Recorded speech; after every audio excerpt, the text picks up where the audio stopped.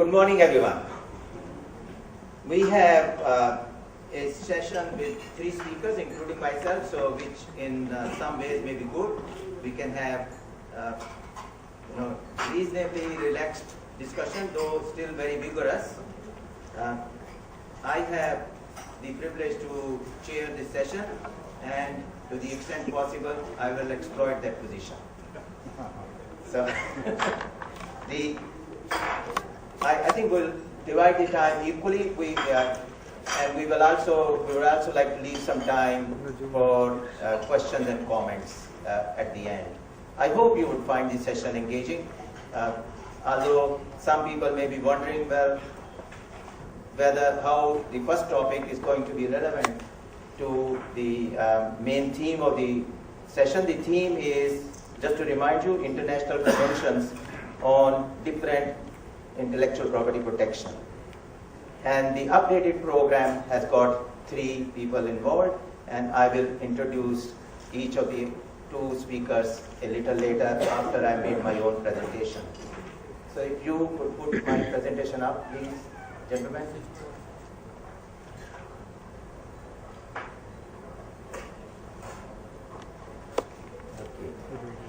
Now, as you will see from the screen, the title of my presentation is The Relevance of Traditional Knowledge to Intellectual Property Law. It's obvious that it is not really so relevant to the theme of the program, which is the International Conventions of Different IP Protection. That's not something which I have done, but in any case, I feel that I can suggest that it's relevant in a rather weird way, that there's no international convention on this important topic. So my task will be simply to share with you my own knowledge and experience of dealing with indigenous people, especially of Australia, where I've spent more than 30 years living there, but also all around the world. I have, I think, met almost all indigenous people wherever they are. They are around in many countries. I was recently reading indigenous people are in 70 countries of the world. There are total number of countries in the world at present is 185 if you count EU as one country. But then the total comes to about 205, 207 countries. And indigenous people are in 70 countries. I forget the total number of indigenous population, but it wasn't huge population. But still not that small. They will be perhaps less than 1% of the total population in the world, which is, I think, around 7 billion now. And that may be one of the problems, that they are so small and so insignificant in number that they are not counted. And that is something I'm going to talk about. I must warn people that my remarks will be a little bit provocative, but that's deliberate. And I would be very happy later on, when we have got the question time, to be challenged on the things which I am going to talk about. Well, first of all, what is traditional knowledge? There are various ways to define, but I have tried to define it. I don't know why that big thing is there. Yeah, it's gone. It's information and know-how about biological and ecological material for medical treatment, agriculture, production processes, literature, music, rituals, crafts, arts, artistic designs, and other techniques. So what traditional knowledge contains is cumulative knowledge, which indigenous people have collected together over times immemorial, and they have got the knowledge of plants, they have got knowledge of animals, they have got knowledge of land, and they have very, very sound knowledge of ecosystem. Nobody, as far as I know, has ever denied, although there has been a lot of ignorance in the past about the value of the knowledge, but in more recent times, I would say last 20, 30 years, there has been almost a universal awareness that indigenous people have got wealth of knowledge. I didn't do that. Have got wealth of knowledge which is found very, very useful for all humanity. In the definition of traditional knowledge, as you would see from the second dot point, traditional cultural expressions are included in the expression traditional knowledge. Traditional knowledge is a compendious word which also includes art, music, dances, and so on. So what are the issues I am going to deal with, rather wrestle with this morning? First of all, which is obvious, who owns traditional knowledge? Because there has been a lot of confusion. There is no consensus. Although we are all assembled here, and there are many other forums where people collect together and talk about intellectual property, but when it comes to this topic, there is a question mark. Who is the owner? Because as we know, it's common sense. When you are discussing the rights, you first of all need to find out who is the legitimate owner of those rights, who may be able to enforce them, who may be able to exploit them, who may be able to get some remuneration, and of course, who is acknowledged as the owner of those rights. So I ask whether the indigenous custodians, whether they are the owners, or the owners are the companies, the multinationals who actually commercially exploit that knowledge, or it's free for all. Nobody owns it. It's common heritage. It's in the public domain. And that is the crux of the problem. There's no clear answer which the non-indigenous populations of the world have been able to find. And there's a lot of confusion. And they have taken an easy route. That is, well, it belongs to everybody. It's common heritage. And that's very smart, but very, very mean. Is grant of patents based on traditional knowledge justifiable or defensible? Because there are lots of patents which have been granted and continue to be granted, which have got indigenous knowledge as its basic information, which has been used, of course, developed. Of course, a lot of research and development has taken place. But the roots of that invention are to be found in indigenous knowledge. Now, should we continue with that system? Do we need to have another look and see whether those who have been responsible for giving that knowledge should be recognized and rewarded? Should IP laws require mandatory disclosure of origin by patent applicants for inventions that are based on traditional knowledge or derived or guided or made use of traditional knowledge? When we use traditional knowledge and we apply for patents, should the person who applies for, and I know there are lots of patent attorneys around in this room and elsewhere in this conference, do they require the applicant to actually disclose where from the knowledge was originally obtained? Should there be, in other words, mandatory disclosure requirement put into the law of all jurisdictions and probably at international level? And finally, should traditional knowledge be protected in a manner similar to protection of geographical indications? So these are big issues, and I can take several hours, perhaps whole day, which of course you would hate me for, but I simply want to draw your attention. These are the issues, and some of the issues I would like to address and provoke your thought, and then get your feedback during the question time. The next slide, the title is protection under IP laws possible? Can we give protection to indigenous knowledge? Let me state, and I'm happy to be challenged by anyone in the room, indigenous traditional knowledge is not being protected at present. So the question is it feasible? Is it protectable? Do we have a system, the present system, suitable? Is it viable to give protection to indigenous knowledge?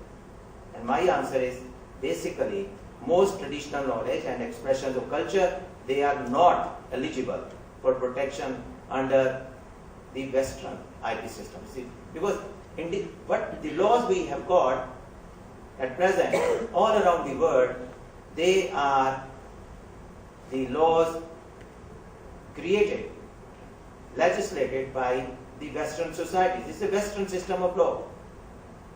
No indigenous person has ever been involved or consulted or taken into account. So obviously, this system of law we have at present is not suitable. Why? Because when you look at the requirements under the present IP system, you need to identify the owner, who the inventor is. And when you come to talk about indigenous people, indigenous knowledge, you don't have an identifiable owner. You need, of course, this is at the heart of the patent system. You need the invention to be novel. That is, there must not have been any disclosure or user of that invention in the past. But that's not so, because traditional knowledge has been around for a long, long time, and there has been a lot of disclosure and user from time to time. The present system of patent law has got limited protection all around the world, as we know. Under the TRIPS arrangement, the WTO arrangement, we have got 20 years as the maximum term of protection for patents. Now, is that, if you apply 20 years protection, then of course almost all, if not almost most of it, if not all, indigenous knowledge will not be, would be actually in public domain and not protectable. And finally, the IP system we know of gives protection to individuals. Collective ownership is not recognized. The present system we have is actually based on individualism, and whereas, as I will demonstrate in a moment, the indigenous system, the indigenous knowledge has got an absolutely different framework, different system, and therefore they do not fit into the system well. The present legal position, I would suggest rather, there is no real legal protection except, of course, under contract law. So you can have a contractual arrangement with indigenous groups, indigenous custodians of knowledge, and deal with the rights and duties and liabilities accordingly. But let's not forget, contract law is not suitable for a situation where you have got such a big difference between the parties. The indigenous people do not have the bargaining capacity. The situation is very, very, very uneven. Most of them would not have much legal education, much knowledge, and they would be dependent on others, and therefore and if you look around the world, there have been contractual arrangements, but they are very, very one-sided, and that creates a very big problem. Indigenous cultures are basically driven by three characteristics which I have shown on the screen. They are transgenerational, non-materialistic, and communal or non-exclusive ownership. And those things actually are, otherwise I think every society is entitled to deal with their system in the way they want, but that's not something which is compatible with the culture we have in the Western world. We have got a society, we've got a system where the knowledge, we actually strive throughout our lives for materialistic happiness, materialistic gain, whereas indigenous societies have lived for hundreds of thousands of years in a different manner. Now, lest some people in the room may think that, well, I am overstating, I am exaggerating all these things, I thought it would be better if I give you some real examples from all around the world, perhaps 4 continents of the world, and show, and these are simply selected examples. The list is too long, but to show how indigenous knowledge, Council of Scientific and Industrial Research, patented Hoodia's appetite suppressing element, referred to as P57, and hence its potential cure for obesity. In 1997, CSIR licensed the invention to a British biotech company, Phytopharm, and subsequently Pfizer acquired the rights to develop and market P57 as a potential slimming drug and cure for obesity, a market which is estimated to be worth more than $6 billion from Phytopharm, and they paid $32 billion to Phytopharm. In 2001, upon learning upon the exploitation of traditional knowledge, the San people, who are the indigenous or traditional owners of that knowledge, they launched a legal action against CSIR and Pfizer on grounds of bio-piracy. The San alleged appropriation or stealing of their knowledge, traditional knowledge, and CSIR's failure to comply with the rules of Convention of Biological Diversity, which is the first international agreement, as some of you may know, that made explicit reference to traditional knowledge, which requires the prior informed consent of all stakeholders, including original discoverers and users. CSIR claimed that it first wanted to make sure that the drug proved successful. What a lousy excuse. The two sides entered into negotiations for a benefit sharing agreement despite complications regarding who should be compensated. The person who originally shared the information, their descendants, the tribes, or the entire country. The San are nomads spread across 4 countries. However, in March 2002, a breakthrough was reached in which the San were promised a share of any further royalties. CSIR will probably receive a royalty of around 8% from Phytopharm, which itself will receive royalties from sales from Pfizer. Although the San are likely to end up only with a very small percentage of eventual sales, this benefit sharing agreement will hopefully serve as a sound foundation for future collaborations between native states, corporate interests, and indigenous people throughout the world. So there is a ray of hope there. At least there is a recognition. Of course, it was done not voluntarily, but when CSIR was confronted by the San people that this is not on. You can't simply take away our knowledge, exploit it, and then make all sorts of benefits without sharing those benefits with us. Another well-known example is from the Pacific. It's a plant called Kava. Kava is an important cash crop in the Pacific, where it is highly valued as the source of the ceremonial beverage of the same name. Over 100 varieties of Kava are grown in the Pacific, especially Fiji and Vanuatu, where it was first domesticated thousands of years ago. 2 German companies, which are named on the screen, have patented Kava as a prescribable drug for treating strokes, insomnia, and Alzheimer's disease. In the US, Kava has been approved as a dietary supplement. Many large companies are now promoting Kava for its anti-stress and tranquilizing effects. L'Oreal has patented the use of Kava to reduce hair loss and to stimulate hair growth. I've got some personal interest in that. So, very good. Kava is now an international drink. We are all benefited by it. But what about those people who actually own that knowledge? Are they acknowledged? Are they being compensated? Nothing at all. Is that fair? That's the question which I keep on asking, and almost half of my life I've been agitating with this issue. Because the world takes benefit, enjoys the benefit of such knowledge, and we all talk about how important intellectual property protection is. But we forget those same norms which we would like the world to follow when it comes to the knowledge which is acquired from the indigenous people. Those who are from Indian background in this room, they would know, and maybe probably outsiders also, about neem tree. Azithricta indica, a member of the mahogany family. This is a tropical evergreen magic tree. It's a God's gift, which is indigenous to the Indian subcontinent.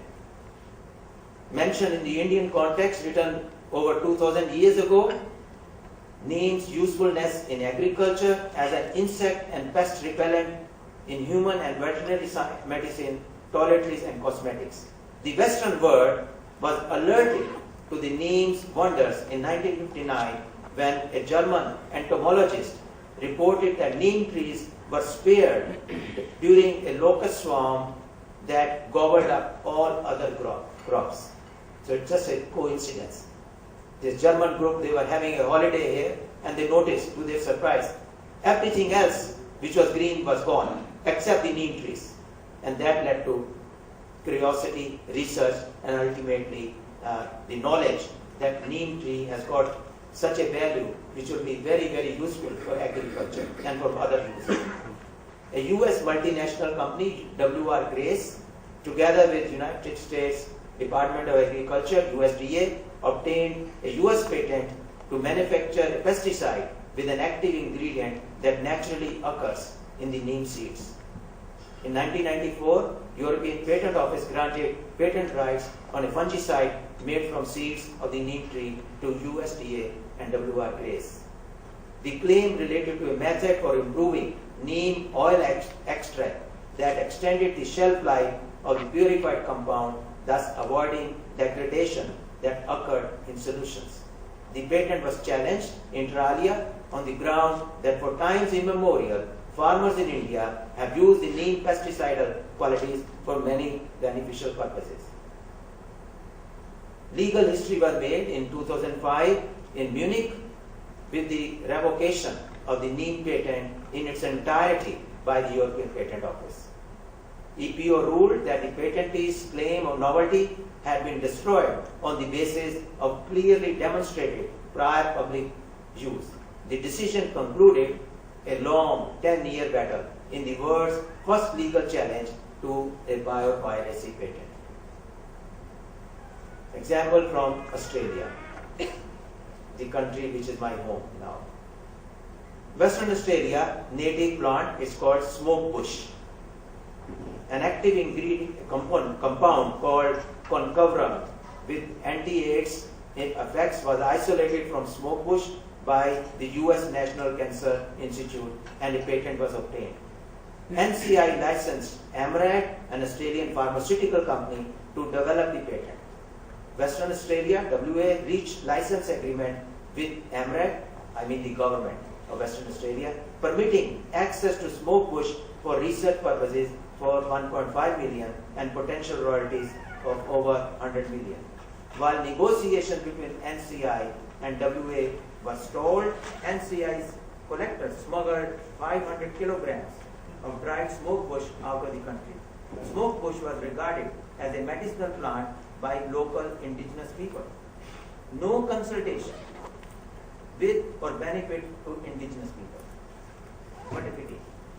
So you've got the NCI and the world gaining from this plant. The knowledge originally emanated from the indigenous people of Australia, particularly from Western Australia. They were not counted at all. And the hurt, the anger, the anguish these things result into is unbelievable. And my point is that we are not really a very sensitive society at all when it comes to using indigenous people knowledge, traditional knowledge and so on. The list is long. I've given you some more examples. Turmeric, quinoa, barbasco, basmati, planao, rosy periwinkle, rubus tea. These are other examples. But if you are interested, just go on the internet and key in traditional knowledge and you will be amazed to see how many examples are to be found nowadays in the world where traditional knowledge has been commercially exploited without any consent, without any consultation, and without any compensation. In conclusion, I would submit that pharmaceutical industry is vigorously hunting down traditional medicinal knowledge because of unprecedented increased interest in natural remedies. This is the change we have witnessed. There is all over the world, there is more interest by people in natural remedies, and pharmaceutical companies have got on with this crusade to collect as much knowledge as possible and then to convert that knowledge into drugs. Traditional knowledge and expressions of culture are inherently different because of their community-based nature, collective ownership, unwritten form, constant dynamism, and uncertain date of creation.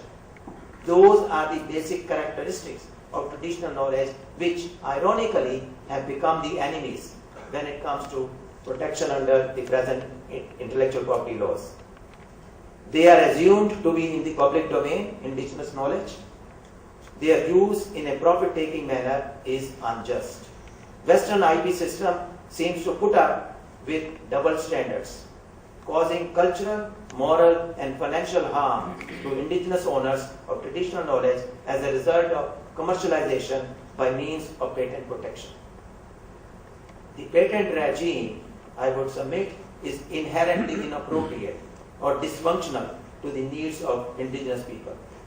And this is the last slide. I've got 3 recommendations here. One is that we don't need to spend or rather waste more time on trying to find out or meddle with or play with or modify or make adjustments of the present IP law. It's not going to work. We need a sui generis system. Sui generis, as you will know, a law of its own kind. Sui generis intellectual property regime that recognizes indigenous intellectual property and cultural rights. And I had the honor or privilege of actually drafting a model law which is called the South Pacific Model Law for the Protection of Traditional Knowledge and Expressions of Culture in 2002. That model law was actually approved by WIPO. The present Director General, Francis Gurry, was the, Additional Director General at that time. It was approved by UNESCO, by Pacific Forum, by 26 countries of the Pacific, including Australia and New Zealand. Although Australia and New Zealand had some is wrong word, lot of reservation about it. But they were simply put under pressure by the remaining 24 Pacific nations that we need to do something to protect the traditional knowledge of the Pacific nations. And that's the reference there, the website. The second recommendation is, and believe me, I find it absolutely difficult to comprehend why we cannot make, and sorry for using a very blunt language, why we cannot make the patent system more honest. So what I am recommending, that there should be a mandatory disclosure requirement in patent applications to prevent grant of erroneous patents and also to enhance transparency about the utilization of genetic resources and or associated traditional knowledge. And finally, I would strongly suggest that there should be a development of a sui generis system similar to geographical indications to protect traditional knowledge. Recalling, and this is important, because when you come to all those literature which has been produced on traditional knowledge, there are some basic fundamental barriers people come across. And they say, well, the IP system does not protect collective rights. The IP system cannot protect people who cannot be identified. The IP system cannot give very long protection. Look at GIs. Look at the GI protection. It contains all those things which become barriers when it comes to protection of traditional knowledge. The GIs provide protection of collective rights. They provide protection to right holders who are not identified, and there is no limitation of that. I'm sure there would be lots of questions or comments or criticism of what I've said, and I look forward to talking to you subsequently. But let me now move on and introduce the next speaker, who is going to talk on the topic of, and this is Mr. Alan Datry from World Intellectual Property Organization. Alan has graduated from George Mason University School of Law with a Juris Doctor. He is a member of the District of Columbia and Pennsylvania bars. He is a senior counselor with the Office of Deputy Director General, Brands and Design Sector, WIPO, World Intellectual Property Organization, based in Geneva, Switzerland. The sector in which he works, it administers the Madrid and Hague and Lisbon systems and acts as a secretariat for the assemblies of the Madrid, Hague and Lisbon unions, as well as the Standing Committee on the Law of Trademarks, Industrial Designs and Geographical Indications. Alan has previously served at the United States Patents and Trademark Office. The topic Alan is going to talk about, and I know from looking at his short bio, he has got a lot of experience and expertise in the area he's going to talk about, the Madrid and Hague systems, a timeless concept for the global acquisition, maintenance and management of trademark and industrial design registration comes of age. Would you please welcome Alan to the stage?